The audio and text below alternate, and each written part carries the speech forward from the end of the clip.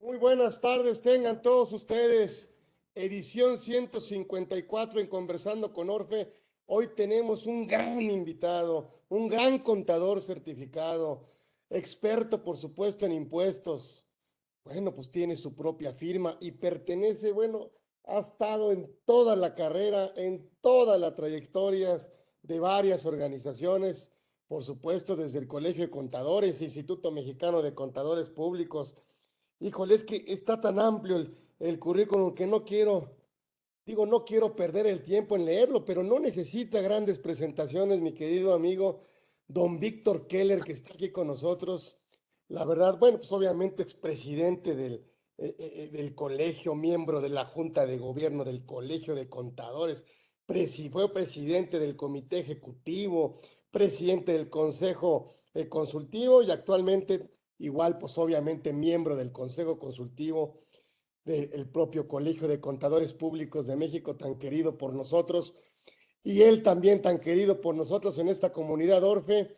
Está aquí el gran maestro Víctor Keller platicándonos, ay, pues de este tema, solo él, o sea, me parece muy interesante y qué mejor con su experiencia, su expertise, su carisma y además su profesionalismo, ¿sí? Y que lo vive, ¿sí? Día a día todos estos temas complicados que no sabemos, la verdad, por luego muchas veces, pues implementarlos, implantarlos, estudiarlos, conocerlos. Así que no me queda más que, pues dejarlos con, pues realmente ya el propio nombre nos dice todo. Así que el maestro Víctor Keller está aquí con nosotros, hablándonos de este tema de beneficiario controlador, que cuál es el papel del auditor, es una nueva responsabilidad, donde forma parte de contabilidad, ¿sí? Por supuesto, vamos a hablar de algunos convenios de confidencialidad. ¿Qué tendríamos que hacer si encontramos alguna irregularidad? Siendo los contadores, siendo los auditores, ¿cuál va a ser el papel de la autoridad en esta reforma que hubo de obviamente beneficiario controlador? Así que qué mejor que el maestro, que don Víctor Kell esté con nosotros. Mi querido amigo, ha sido un placer y muy generosamente pues aceptaste estar aquí con nosotros, lo cual nos llena pues obviamente de mucho orgullo, pero además estamos muy contentos de que estés aquí en tu casa, mi querido Víctor, querido. Un abrazo, bienvenido aquí a tu casa, don Víctor Keller está aquí con nosotros. Gracias. Muchísimas gracias a ti, Carlos, por la invitación, a todo el grupo de Orfe, porque tienes atrás un gran equipo que organiza, me corretea y demás. Y te agradezco a ti, Carlos, mi gran amigo, todas tus palabras inmerecidas, pero con el cariño que tengo con mucho gusto. Cuando me lo mencionaste, dije, aquí voy a estar. Y no voy a hablar mucho de beneficiario controlador, sino lo quiero enfocar a lo que el beneficiario controlador representa dentro de un dictamen fiscal. Y yo diría no del dictamen fiscal, porque hasta en los dictámenes de estados financieros, sin que tenga que ser fiscalmente hablando para el SAT, tenemos que revisar. Yo quisiera darle eh, eh, un tratamiento rápido de dónde viene, qué es el beneficiario controlador. Ya se ha hablado mucho, aquí mismo, tengo entendido, estuvo Cristian Natera, el primerito que dio beneficiario controlador con todo su expertise contigo y demás. Pero realmente, ¿qué es? ¿De dónde viene? ¿Cómo se crea? ¿Para qué es? Déjenme decirles que Gafi anda persiguiendo todo lo que es anticorrupción, no de ahorita. Gafi estuvo en la Secretaría de la Contraloría por ahí del 2004-2005, intentando abrir camino en México para irnos contra la corrupción. Creo que no lo ha logrado, pero bueno, seguimos en eso. Lo primero, pues Gafi, ¿qué intenta? Intenta el combate al financiamiento al terrorismo, lavado de dinero y el combate a la elusión fiscal. ¿Qué hace Gafi? Gafi depende o está pegado como muégano con la OCDE y tiene unas recomendaciones de índole general para todos los países. ¿Qué es o cómo? Todos me van a preguntar qué es Gafi. Este es el Grupo de Acción Financiera Internacional. ¿De dónde viene? Gafi se crea en 89, da a conocer sus recomendaciones en 90. En el 2000 ya México es miembro de Gafi, por eso menciono que en 2004 o 2005 estuvieron en México. En 2012 emite recomendaciones 24 y 25, así como el concepto de beneficiario final. Y vuelvo a repetir, beneficiario final, porque ahorita voy a mencionar varias cosas. En el 2013 invita a los países a introducir la figura de beneficiario final. En 15, en el Foro Global introduce y estandariza la figura de beneficiario final. En 16, México se compromete a establecer un registro de beneficiarios finales, y en 21 publica en el Diario Oficial de la Federación que es el beneficiario controlador.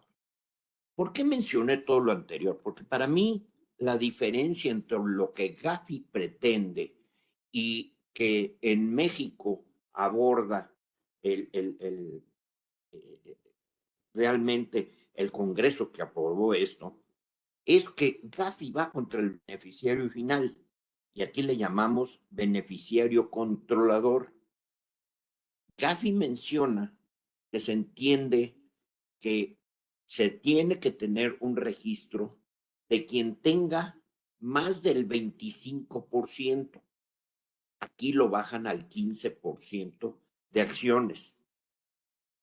Pero la más grave de todo, desde mi punto de vista, es la parte de que aquí la ponen dentro del SAT y tiene que estar en la contabilidad de la empresa. Al estar en la contabilidad de la empresa y con las multas tan elevadas que llegan hasta los 2 millones de pesos por no tener esto, en algunos casos no tenerlo completo o con errores, también tienen multas.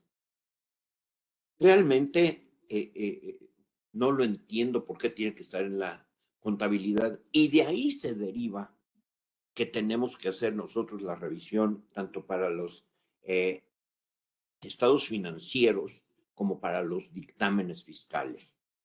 Voy a dar un ejemplo. En los Estados Unidos, los beneficiarios finales, a partir del 24 apenas, las compañías nuevas deben de informar al Financial Crimes Enforcement Network de Estados Unidos, FinCEN, famoso conocido, sobre quiénes son sus beneficiarios finales. O sea, hasta el 24. Y da una serie de recomendaciones. A nosotros la normatividad nos aparece en el famoso 32B, que no sé de dónde sacaron lo de Tera, Quarter y Quinques, en el 32D con la obligación de no contratar con contribuyentes incumplidos, y eso es para la famosa factura apócrifa, el 84M, el 84N, donde están las multas e infracciones, pero además de todo, saca normatividad en la resolución miscelánea en el 28.120, que son criterios, 28.121, que son mecanismos para identificar, obtener y conservar la información sobre los beneficiarios controladores, el 28122, el 28123, que va enfocado a los notarios, corredores y demás. ¿Qué trae esto? Pues trae identificación personal, de acuerdo a lo que he platicado con muchos amigos, que mandan 22 diferentes cuestionamientos que tiene que tener todo el expediente del beneficiario controlador. Del 1 al 12 son identificaciones personales. Van desde el nombre y ojo, va una pregunta que se llama alias. Y el alias no es porque le digas compadre, el alias no es porque le digas gordito, el alias es porque simple y sencillamente muchos tienen nombres compuestos o que han tenido variaciones. Ejemplo, una persona mujer, que de soltera tiene un nombre, de casada tiene otro y tiene documentos diferentes con los dos nombres. Esa alias hay que ponerlo, porque si no estás incumpliendo con el dato.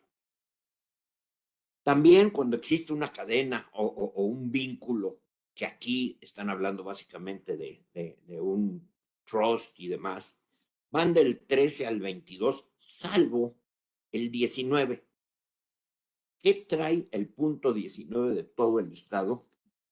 Trae lo que normalmente conocemos como el administrador de la empresa, el administrador o el consejo de administración de las empresas. Así está dividido las preguntas, las 22 preguntas. ¿Qué tenemos que hacer nosotros como auditores? En primer lugar, repito, nace una nueva responsabilidad por el concepto de beneficiario controlador cuando hacemos una auditoría para efectos fiscales. Pero, repito, cuando mencione yo auditoría, no es aspectos fiscales nada más. Desde mi punto de vista también se tiene que ver dentro del aspecto financiero. ¿Por qué? Porque si no se tiene un concepto ahí y la autoridad le pide que muestre los libros de su contabilidad a los señores dueños de una empresa, ahí podemos caer en el problema de que no tengan o no completen o no tengan identificado perfectamente bien a su beneficiario final, su beneficiario controlador. Y eso puede traer N cantidad de multas, porque además las multas son 2 millones de pesos en parte más alta, eh, pero por persona. Si hablamos de una empresa con cinco socios, estamos hablando de 10 millones, que no es poco para cualquier empresa.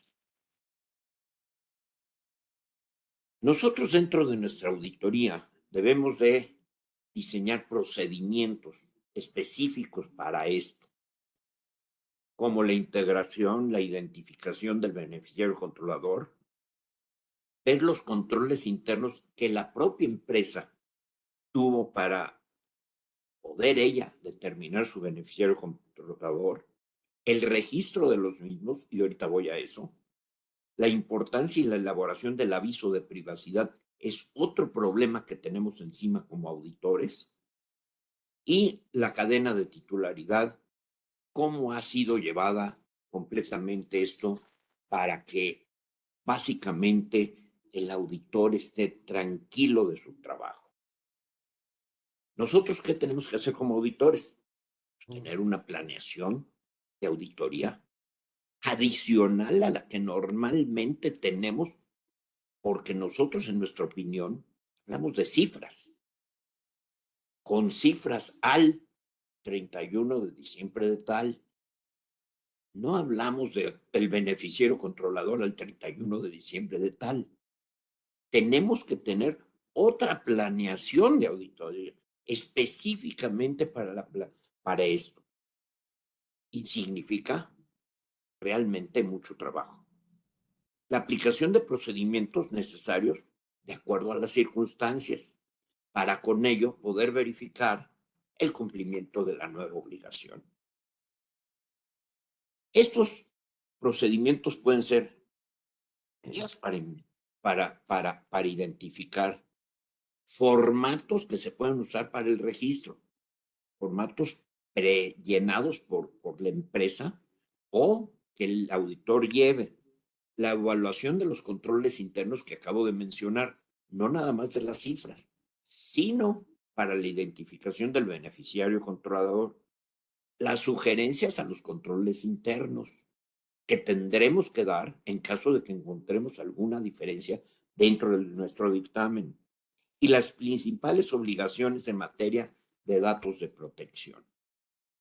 Pero, ¿dónde empieza todo esto?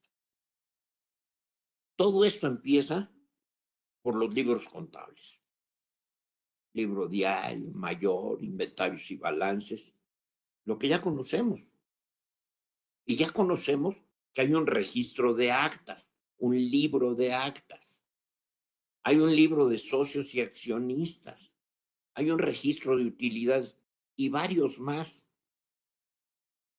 que en la mayoría de las veces nos brincamos totalmente al hacer una auditoría financiera y en algunos casos en la auditoría fiscal, y esto es gravísimo, porque no sabemos si todas las actas que aparecen en eso son las completas o no.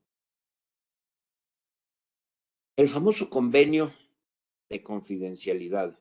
Cuando vamos a una empresa a hacer nuestra labor de auditoría, pues mucha gente nos dice, es que no te puedo dar esos datos. No, que no me los puedes dar. No, porque tú firmaste un convenio de confidencialidad conmigo. Pues sí, pero me los tienes que enseñar para yo estar cierto que los tienes. Y ahorita voy a llegar al por qué no. Ujú. Simple y sencillamente, ese convenio de confidencialidad, si ustedes no tienen realmente una constancia de que el archivo del beneficiario controlador está completo, van a tener que presentar un aviso. ¿A dónde? A nuestro patrón, el SAT. Ahorita hablamos de ello. Pero realmente ese convenio de confidencialidad tenemos que tener, cuando menos en nuestros papeles de trabajo, una carta de salvaguarda firmada por todos y cada uno de los beneficiarios controladores, con una salvedad abajo que tiene que ir en rojo, en negrillas, en letra grande, como ustedes quieran, y que diga muy sencillo, en caso de que la autoridad requiera el expediente de los beneficiarios controladores, ustedes se comprometen a entregarlo. Yo ya lo revisé, estaba completo, no tuve que decir nada. Pero si no me das esta carta con esta salvedad que tengo que tener en mis papeles de trabajo, yo no estoy seguro de que mañana te lo pida la autoridad y tú también me salgas con que no se los vas a enseñar. Porque entonces nosotros caemos en un problema gravísimo. Entonces, ojo con los famosos convenios de confidencialidad, porque estamos sobrepasando realmente las cuestiones que hay. El convenio de confidencialidad dentro del Poder Judicial hay dos tesis aisladas que vienen desde 2014 y una está a favor de un lado y otra está en sentido inverso. Entonces, todavía no sabemos ese convenio de confidencialidad qué tanta validez tenga ante la autoridad. Y ya entramos en otro problema. La falta de control para mantener actualizados los expedientes o incompletos nos van a dar, hay antecedentes en el tercer párrafo de la fracción tercera del 52 del Código Fiscal, donde establece que cuando derivado de la elaboración del dictamen, el CPI, porque no llaman CPC ni CPR como antes, ahora ya somos CPI, tenga conocimiento de que el contribuyente ha incumplido con las disposiciones fiscales y aduaneras, que ya sabemos que tuvimos una apertura relativamente poca pero para hacerlo, o que ha llevado a cabo alguna conducta que pueda constituir la comisión de delito fiscal, deberá informarlo a la autoridad. ¿Cómo lo informa? Y aquí viene el famoso o la famosa ficha de trámite 318 del Código Fiscal, que es informe proporcionado por el CPI respecto al incumplimiento de las disposiciones fiscales y aduaneras, un hecho probablemente constituido de delito. Aquí es donde caemos, donde no tengamos todo el expediente del beneficiario controlador, tenemos que llenar esa ficha 318F y presentarla. ¿Qué es la ficha 318F? Es un escrito libre que se tendrá que presentar ante la autoridad, donde tendrá que llevar el destinatario, la fecha, el referencia del asunto, datos del contador público inscrito y la declaración que, etcétera, etcétera, etcétera, todas las incongruencias que hayamos encontrado y la firma autógrafa del contador público. Repito, eso es para la autoridad fiscal, pero nosotros tenemos que tener para dictamen financiero un respaldo también de lo que es el beneficiario controlador. Esto está marcándolo la, la regla 21028, así como el artículo 52F, perdón, el 52 del código que habíamos marcado como una salvedad fiscal o informe sobre la revisión fiscal, pero yo incluiría, y sé que no es parte de esta plática, el informe de un dictamen financiero. Otros incumplimientos es que en adición a lo anterior, debemos emitir un informe de incumplimiento en aquellos casos en los que se trata de un incumplimiento cualitativo, como puede ser, entre otros, temas de esquemas reportables, contabilidad electrónica, ya sea no presentada, presentarla en forma incompleta, etcétera, beneficiario controlador o algunos avisos o algunas declaraciones informativas. Todo eso lleva a la ficha 318. Todo eso debemos de revisarlo. Todo eso tenemos que tenerlo en los dos informes, tanto para efectos fiscales como para efecto financiero. Tenemos mucho, mucho que hablar de beneficiario controlador. Para... Le da miedo al empresario. ¿Por qué? ¿Por qué, Víctor, le da miedo al socio? ¿Por qué le da miedo? Es que están acostumbrados a vivir atrás de la puerta, en las sombras. No quieren aparecer. El dueño, el beneficiario final, el beneficiario controlador, en este caso, siempre tiene un representante legal.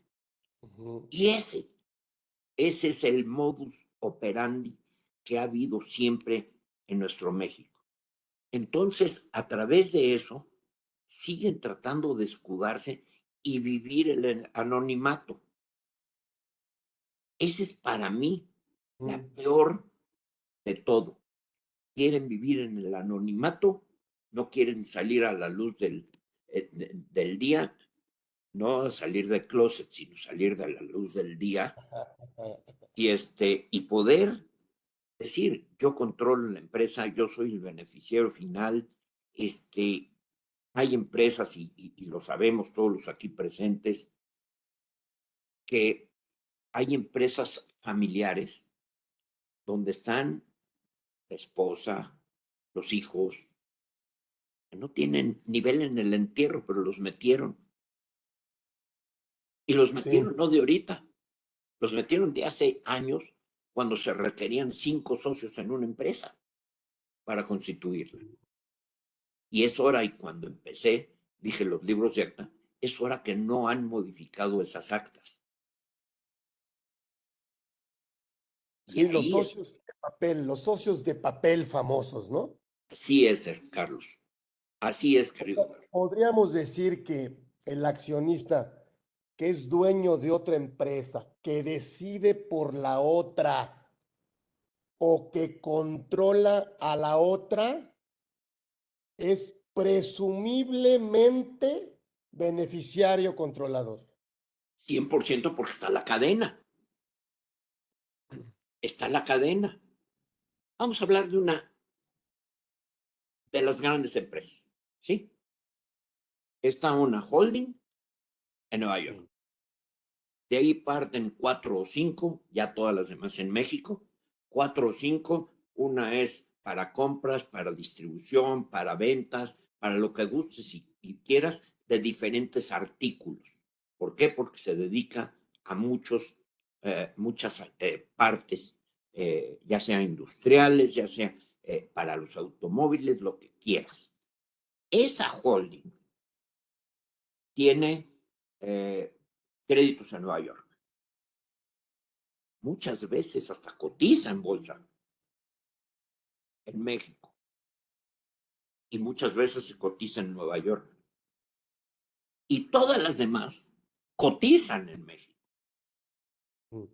Y entonces dicen, no tengo que tener beneficiario controlador porque no tengo el 15% y porque simple y sencillamente están en bolsa y está pulverizado mi capital. No, señor. Hay un consejo de administración, hay un administrador, hay lo que se llama en inglés un CEO, hay un CFO, hay alguien que maneja la empresa. Ese alguien tiene que tener un expediente de beneficiario controlador. Ojo, las empresas tienen un consejo de administración que no es de 2, de 3 ni de 5. Hay consejos de administración mucho más grandes.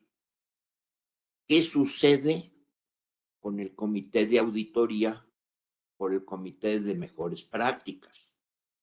¿Debe de estar o no debe de estar como beneficiario controlador? ¿Qué sucede con el señor comisario? ¿Debe de estar o no debe de estar dentro del grupo de beneficiarios controladores?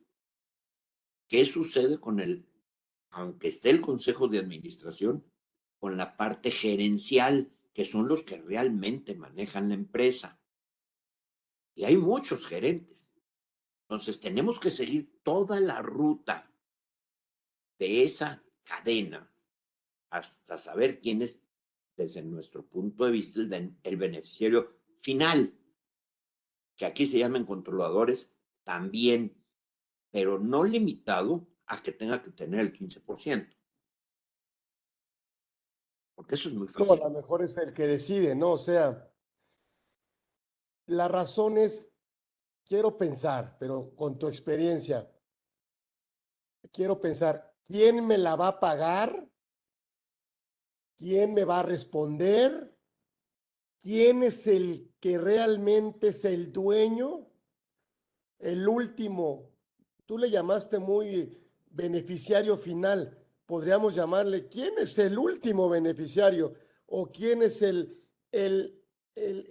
que se beneficia de este proyecto? Yo creo evitar, por supuesto, el tema pues, de testaferros, de prestanombres, o sea, de empresas que también fantasma, ¿no? Empresas Sí, fantasma, ¿no? sí, Forma parte de toda esta persecución de operaciones inexistentes. ¿Cómo la ves, mi querido Víctor? yo estoy totalmente de acuerdo contigo, Carlos. El problema es llegar a ese último Eso. beneficiario. En Estados Unidos, por ejemplo, muchos de los bancos, cuando van a firmar la famosa W8 BIN, que son aquellos que tienen cuentas allá, empresa mexicana que tiene exportaciones y que les depositan en una cuenta bancaria allá y que tienen que firmar la 8 BIN, antes la firmaban sin problema. Hoy en día te hablan por teléfono y te dicen, oye, ¿por qué dice ahora beneficiario dueño? Ujú. Pues porque el beneficiario dueño para el banco es el beneficiario final, que en nuestro caso es el beneficiario controlador. Ese O- es Es sencillo ubicarlo. A ver, si yo tengo más del 15% de participación accionaria, ya soy beneficiario controlador. llenas uno de los requisitos de beneficiario controlador. Si yo soy un socio minoritario del 15%, pero decido o simplemente controlo las decisiones más importantes de la empresa, se pudiera presumir, o si yo decido cuándo repartir los dividendos, que era el concepto que teníamos anterior de control efectivo, que hoy me parece que queda más amplio, pero no solo como concepto, sino que el sujeto o controla por el capital o controla por la decisión o controla por la responsabilidad. 100%. Acabas de darle al punto medular de esto. Desde mi muy personal punto de vista, aunque muchos difieran, pero la mayoría coincide conmigo, el 15% es una ilusión óptica. Porque tú lo mencionaste. Yo pongo a mi hijo con el 99% y yo con el 1% manejo mi empresa para arriba y para abajo, presento a mi hijo como el beneficiario final y no es cierto. El que maneja todo soy yo. Mm.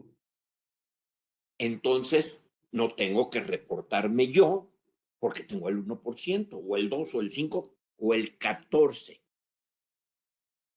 pero no puedo o no tengo que reportarme de acuerdo al factor 15% que pusieron como mínimo para poder hacer el reporte. Desde mi punto de vista, eso es un error gravísimo.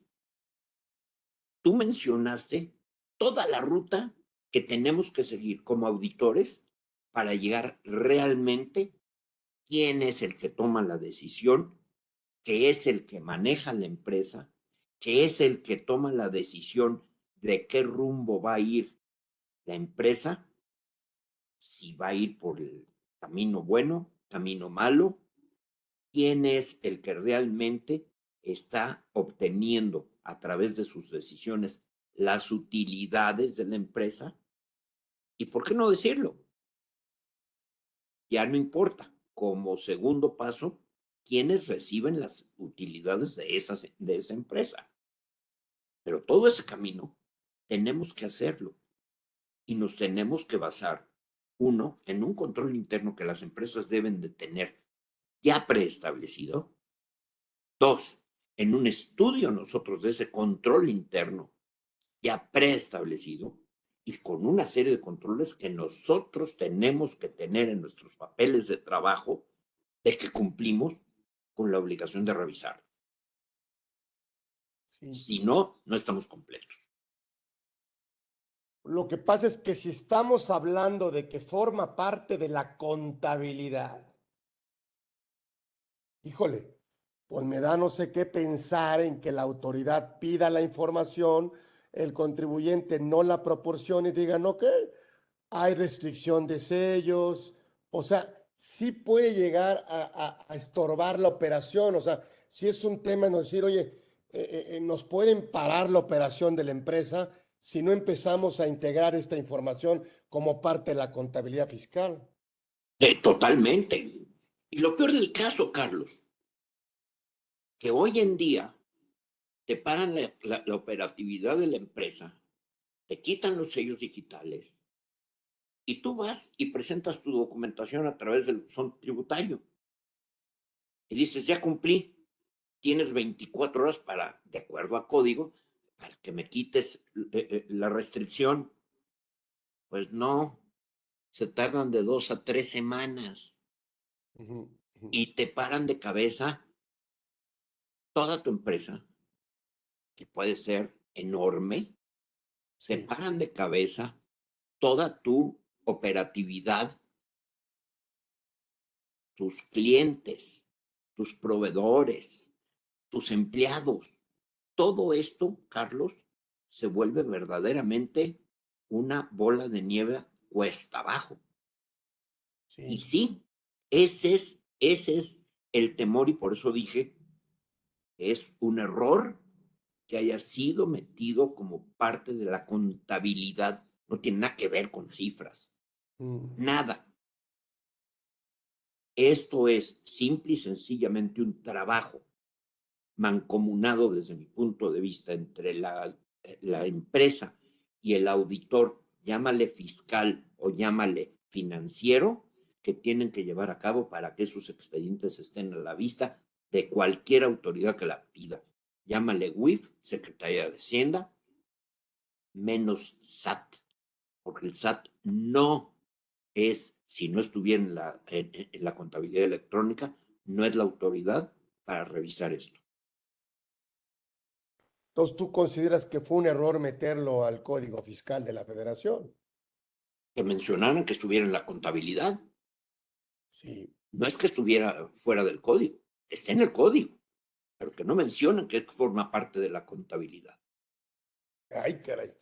Es que aquí la pregunta, hasta para nosotros mismos, que luego es tan evidente quién es el papas fritas, para decirlo así. Pues ya sabemos que don Manuel, ¿no? Pérez pues es el mero mero. Eh, Tratar de darle la vuelta para no cumplir con la disposición para que don Manuel no se sienta exhibido, yo creo que debe ser más costoso que presentando o integrando la información. No, no, sí, eso estoy totalmente de acuerdo, mi querido Carlos. Eso es muy, oye, si don Manuel no quisiera, no estuviera, Exacto. pero Si no controla, no sería él el que estuviera ahí. totalmente, pero pues lógicamente que tiene que estar. Pero ¿por qué lo meten dentro de una contabilidad?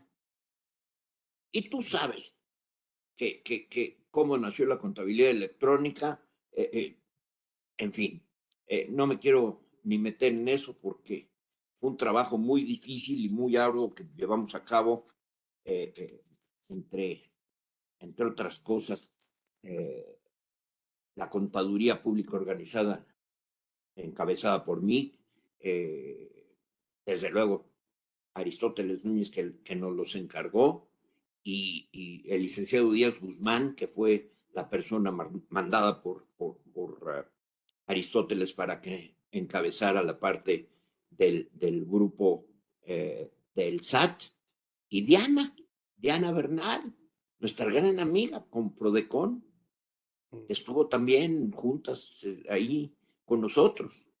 Y entre todos logramos sacar una contabilidad electrónica y en ninguna parte pensamos siquiera que iban a meter algo que no fueran cifras, números, llámale como quieras, cantidades Ujú. a una contabilidad.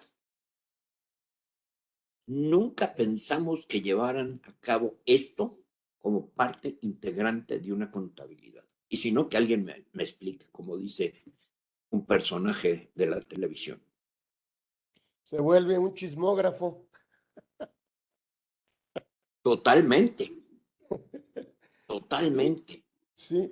Que entonces aquí, auditor me parece interno o auditor externo, no solo para fines fiscales. ¿Cómo tendría que observar esta irregularidad, mi querido maestro? Bueno, la irregularidad sí es para fines fiscales, es en la ficha 318, porque a través de esa que nos obligaron, ya somos el chismógrafo del SAT. Ya si voló la mariposa y no nos gustó, tenemos que decirle al SAT, fíjate que voló una mariposa, pero era color amarilla y yo quería una color verde y no me gustó y te digo que hay que esto. Y esa ficha 318, pues tiene que llevar todas las irregularidades que hayamos nosotros encontrado, completitos. ¿Qué tenemos que hacer? Pues tenemos que tener simple y sencillamente un registro perfectamente delineado del beneficiario controlador, cómo evaluamos el control interno del beneficiario controlador, que es diferente al de la auditoría. Ujú. Y yo quisiera cerrar esto, Carlos, Sí. desde mi lado, y estoy abierto para cualquier pregunta, comentario y demás. ¿Cuáles son los retos futuros? La ley establece que el beneficiario controlador es la persona física que en última instancia, como lo mencionaste, posee o controla una entidad o negocio, ya sea directa o indirectamente, a través de una cadena de propiedad o control. Sin embargo, esto puede resultar ambiguo en algunos casos, lo que dificulta su identificación. Las nuevas tecnologías como inteligencia artificial, ese es Sí. un tema totota enorme que hay que ver, y blockchain pueden mejorar la identificación, pero con costos significativos.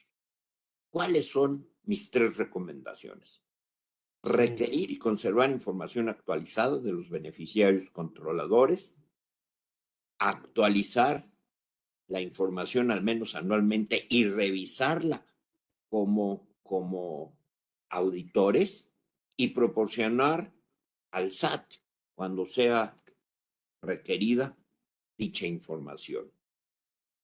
Y no tardaremos en ver que a lo mejor algún banco pida quién es el beneficiario controlador.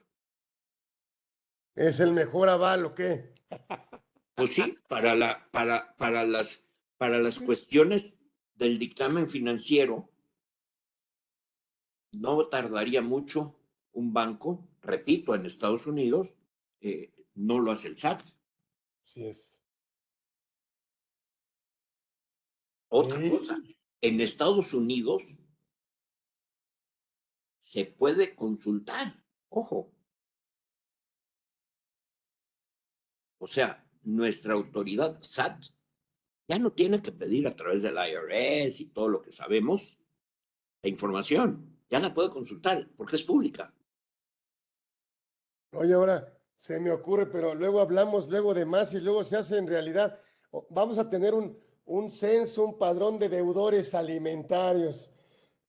No, oye, ¿tendremos un padrón de beneficiarios controladores? Ay, Carlos, cada que estoy contigo, Ya me dio aparte, frío. aparte de aprender, me divierto mucho, mi querido Carlos, contigo. Oye, ya me Porque dio frío. Oye, ¿quién no querrá sí, esa lista?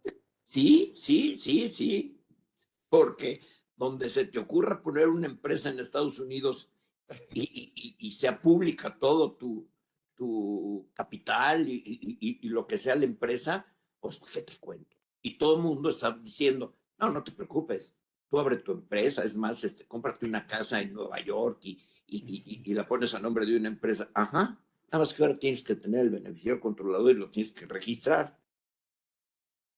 Ay, Y es pública, sí, pública la información. sí, sí. ¿Quién es el dueño? Imagínate, ¿Quién es el dueño? imagínate. ¿Quién es el dueño visible o no visible? Exactamente. El que está en las sombras, el que no está en las El que no sombras, está en las obras, el que está en la empresa o no está en la empresa. el que por teléfono te dice qué hacer, para colmo de Exacto. males. Así Es, es, Carlos. pareciera tan sencillo porque luego hicimos el otro día un ejercicio y llegábamos, oye, ¿quién es el dueño de esta empresa? Ay, pues obvio, pues es don Manuel, don Héctor, pues él es el dueño. Pareciera ser tan sencillo que sea tan evidente quién es el beneficiario controlador, pero luego muchas veces no coincide con lo que viene en la norma de decir, bueno, pues a lo mejor él tiene el 8%, pero las acciones que tiene son las únicas que tienen el derecho de votar. Exactamente. ese es el, ese es el estudio minucioso que mencionaba yo de las actas. Ese control, ese no solo por mayoría de capital, sino por votación, o sea, pudiera haber acciones comunes, acciones preferentes, ¿sí? Pudiera Claro, haber alguien que tuviera inclusive el derecho de veto. totalmente. Y Y eso es una forma existe, de controlar una empresa, y existe, Carlos. vetando. Existen. Oye, yo no estoy de acuerdo. Oye, pero no te preguntamos si sí, no, pero no. Yo decido cuándo no, no cuándo sí. Es una forma de controlar las empresas el día de hoy, vetando las decisiones. ¿Y dónde está plasmado todo eso? Exacto. En Y las actas. en las Entonces actas. tienes que empezar por las actas. Dos, los libros de actas que conocimos, los viejitos que ya peinamos canas, ya no existen. Ahora Ujú. hacen actas, la llevan al notario, te la sellan, ya está tu acta. Sí, registros Espérame, electrónicos. espérame, tienes que tener electrónica, tienes que tener físicamente, porque te lo Sí. piden, por ejemplo, para la Comisión Nacional Bancaria, nada que te lo llevo electrónico. No, no, no, no, no, no. Me lo traes impreso y con sello. Ah, entonces, tengo que tener esas. ¿Cómo las tengo? Pues de alguna manera tengo que tener una contrapasta y una pasta que arriba diga libro de actas y cada uno con de esos postes de tornillito y cuando hagas una la pones ahí y tienes que tener una continuidad. El libro de accionistas, Ujú, ¿cuándo demonios se ujú. les ocurre a muchos de los auditores irlo a revisar? A lo mejor ni lo tiene la empresa. Sí, sí, sí, sí. Ah, pero Pues no hay que tiene cifras empezar por entonces. ahí, hay que empezar por ahí, por revisar lo que, no irte al tratamiento fiscal, sino irte a la parte de dónde está jurídicamente. Vamos al acto jurídico y luego vemos qué tratamiento fiscal le damos, no al revés. Es que se salió de lo fiscal a Sí, lo sí, jurídico. Nada más que lo metieron en la contabilidad y se convirtió en un garabato fiscal o fiscal jurídico, como lo quieras ver. sí, sí. Ese es el A lo punto. mejor tendría, porque en la ley de prevención de lavado de dinero, a lo mejor tendrían que haberlo Pero ya incorporado. lo vemos, espérame, ya estamos hablando de dos cosas diferentes. Es diferente, exactamente. Uno y dos, ya estás hablando de la UIF, ya no estás hablando Sí, del SAT. sí, sí, sí, sí, sí, sí, sí, sí. Entonces, ese es el punto a discutir en todo esto. Sí, porque, pues, sí, sí, sí, o sea, ¿quién se beneficiará con esta información? Es la pregunta. O sea, pues obviamente, por los que tengan, pues el SAT directo. Así es, O sea, de así alguna es. otra manera, evitará, no sé si evitará o impulsará al revés, utilizar testaferros, prestanombres terceros. Es que, Carlos, vámonos otra vez con lo que empecé.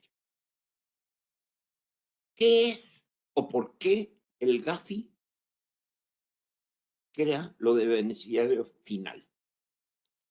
Beneficiario controlado en nuestro caso. Porque es un combate al financiamiento del terrorismo, Sí, combate al lavado de dinero. Esas dos primeras no le corresponden al SAT. sí es, Y así es. tres, combate a la evasión y elusión fiscal. Eso sí le compete al SAT, pero como era una papa caliente, yo creo que no lo dejaron para la WIF, se lo aventaron al SAT. Sí, sí, porque no era fácil, no era, no, no es tan claro el beneficiario Exacto, final, no es tan exacto, claro. Yo así lo digo. exacto. No, sería, si fuera claro, no estaríamos hablando del tema. ¿No? Yo creo que acá, de alguna u otra manera, se tratará de de fiscalizar, de revisar, de combatir, pues, planeaciones fiscales, por supuesto, agresivas, o inclusive eliminar fachadas de empresas que tienen para mitigar el pago de los impuestos a través de, pues, de todas estas empresas que, pues, cómo nacían. Me acuerdo que antes hacías empresa por cada, con dos socios, o sea, 99-1, como era lo que tú decías. Exacto. 99-1, y el uno era el que controlaba, no el 99. Es el que mandaba todo porque el 99 era el hijo de 8 años. Entonces, ahora no sé si la estrategia sea crecer horizontalmente o crecer de manera vertical. O sea, yo creo que una de las estrategias, pues, es no solo optimizar la carga fiscal, sino optimizar la carga corporativa.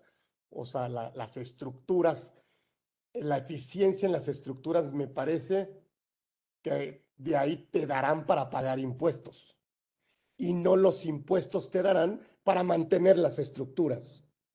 Totalmente. O sea, Estoy totalmente de acuerdo contigo, es a la inversa. es a la inversa.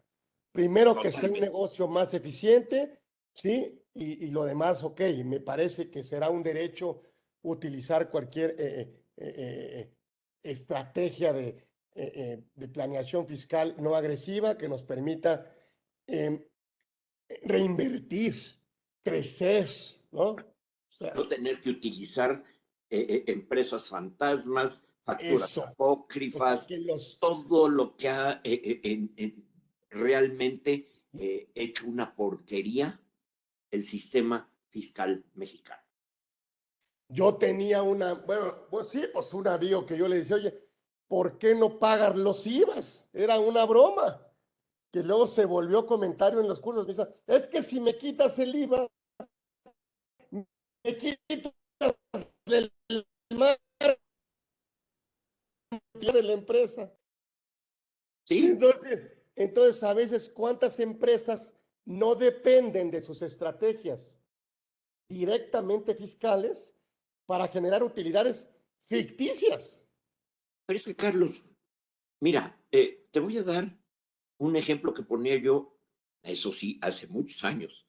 Eso me lo oyó decir tu padre, en paz descanse. Tú no, pero tu padre sí. En una plática se me ocurrió decir, es que la verdad yo quisiera que mi Office Boy tuviera un Galaxy, de aquellos Galaxies, Sí, sesenta sí. y tantos, setentas, porque yo traeré un Ferrari. Yo soy el Claro, dueño de la empresa. Si mi claro. Bellboy trae un Galaxy, yo traería un Ferrari. Sí, sí. Entonces, yo quiero traer un Ferrari y quiero que mi Office Boy traiga un Galaxy. Bueno, ya no un Galaxy, aunque sea un Datsun, ¿no? No el de el del susodicho, sino un Todos Galaxy. coche, todos coche. Así es. Pues mira, ya se nos puede volar. Es un agasajo. Te vamos a seguir invitando, mi querido Víctor, porque siempre te aprendemos mucho. Y esa experiencia que tienes y ese profesionalismo hace que estos temas, pues conscientemente empecemos a hablar de que, pues sí es un riesgo para la empresa, ya no haber olvidado esta reforma. O sea, yo tengo muchas empresas que no hemos hecho algo respecto al beneficiario controlador. Es momento de hacerlo porque puede ser un riesgo súper visible para que la empresa prácticamente pierda su operación. O sea, el fisco te puede agarrar de los certificados, te puede agarrar de lo que tú quieras. Inclusive, pues yo no sé si haya partidas deducibles que dependan de esta información, que al decir que no forman parte de la contabilidad, pues tampoco se cumpliría el requisito, no lo sé, pero pudiéramos llegar a ese extremo, ¿eh? Claro, pues te Pudiéramos llegar a ese mencioné. extremo de que yo le pague a lo mejor un socio, no un dividendo porque no lo deduzco, pero sí un monumento al consejo. Oye, y ese socio no me lo reportaste como beneficiario, por lo tanto la contabilidad no existe y por lo tanto el pago no es deducible. ¡Ay! Yo A creo que ver, pudiéramos llegar a eso, ¿eh? ¿y por qué no crear un pasivo de contingencia? Porque no tienes esto y son 10 socios a 2 millones de Exacto. pesos y entonces creas un pasivo de contingencia de 20 millones. Que Entonces, en eso sí lugar ya de son cobrarte cifras. la no deducción, pues te cobro la multa de todos los beneficiarios. Entonces la Exacto. recaudación ya se volvió sancionatoria pura sanción, órale, pura multa.